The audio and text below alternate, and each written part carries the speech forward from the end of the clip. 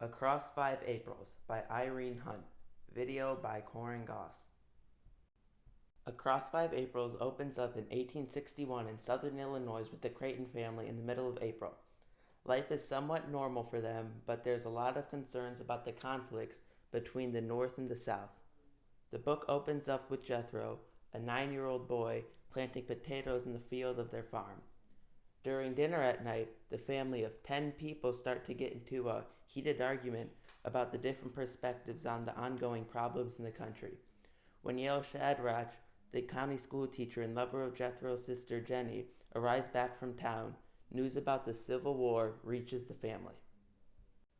After the North faced multiple losses, Jethro's brothers, Tom and Eb, went to fight with the Union. Soon thereafter, his brother Bill and his brother John got into a fight, and the end result of that was Bill went to go and leave the farm and fight for the South. In February of 1862, Jethro gets the chance to spend the night at Yale Shadrach's cabin a couple nights before Shadrach plans to leave to fight for the war. Jethro believes this war will soon be over, but Yale advises him that it is highly unlikely. A few days later, Jethro is given the opportunity to ride into town to grab some things for the family. While there, he is questioned by the townsfolk about what his family's stance was on Bill leaving for the Confederates. Many people get very mad at him for his response, but paper editor Ross Milton backs him up and helps him, which leads to him taking Jethro to the restaurant in town, which was a very big privilege during that time. The next morning, Matt Creighton, Jethro's father, was planning to leave the house to talk to the men who tried to hurt Jeff while he was in town, but while leaving, he suffered from a heart attack. This meant that Jethro would now have to take on many of the responsibilities his father had for the next few months since he was the only male that was still at home. One spring night in 1862, some man stuck into the property and burnt down the family barn. This was believed to be punishment for Bill joining the Confederates. To make matters worse, the family finds out the devastating news that Jethro's brothers Tom had died in the Battle of Shiloh. Shadrach mails a letter explaining how the Union had once again lost another battle due to poor leadership and that they needed to fix it in order for them to win the war. In late 1862 and early 1863, deserters, which are people who secretly left the war, started piling into Illinois. Eb, one of Jethro's brothers, was one of these people. Jethro had to secretly bring him food because he didn't want his parents finding out about him being there. After weeks of Eb hiding, Jethro decides to mail President Lincoln a letter about the problem with the deserters. Not only does Jeff get a response, but he gets a good one. The deserters are now able to rejoin the army as long as they visit a recruitment office by April 1st of that year.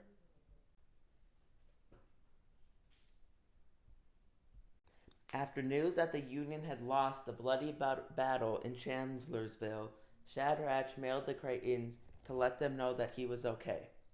Matt Creighton then agreed to let Jenny go and visit Shadrach down where he was, but during this time he became very ill. Thankfully, he recovered and got time to spend with Jenny. Soon thereafter, the two of them sent a request to Matt to give them consent to marry each other, which Matt was against since he thought Jenny was too young, but this time he agreed to it and they were happily married. After months of Union victories, the president gave the Gettysburg Address. One of the main things the speech stated was that any Confederate soldier could swear by the Constitution and become part of the Union. He also said any Confederate state could become part of the Union if the state could get 10% of the voters to form a Union government. Shortly after that, President Lincoln was re-elected for a second term, which was awesome news. To top it off, the papers predicted that the North was pretty close to winning the Civil War. A letter soon arrives from Eb saying that he plans to come back to Illinois to help Jethro in the fields of the farm. At the beginning of 1865, Jethro turned 13, and he started to become more quiet and kept to himself a lot. In April, in April of 1865, the Union had won the Civil War, and everyone started to become happy again. People were out in the streets partying and having a good time until the devastating news came that President Lincoln was shot and killed.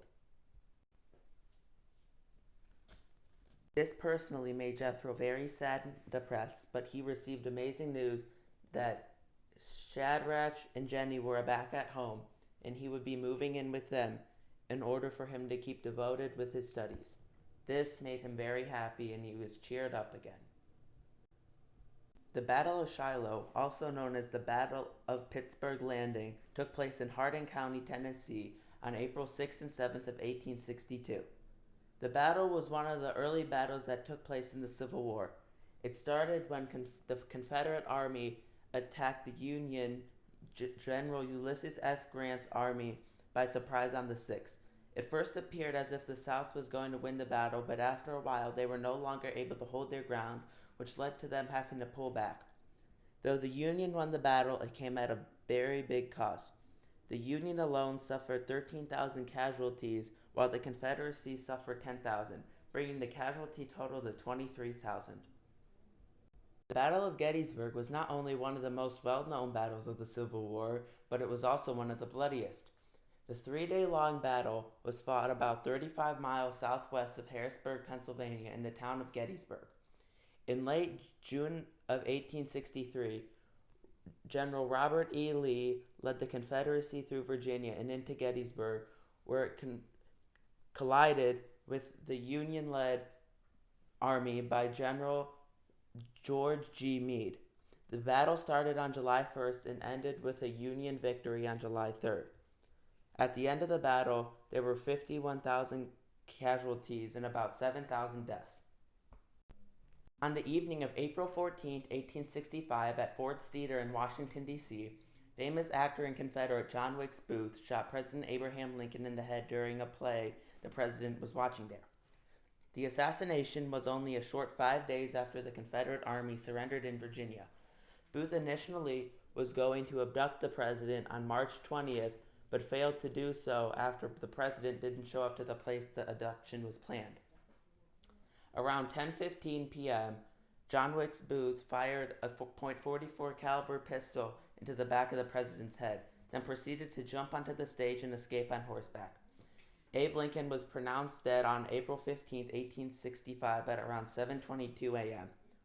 On April 26, John Wilkes Booth was found hiding in a Virginia barn where he was shot and killed by the Union troops.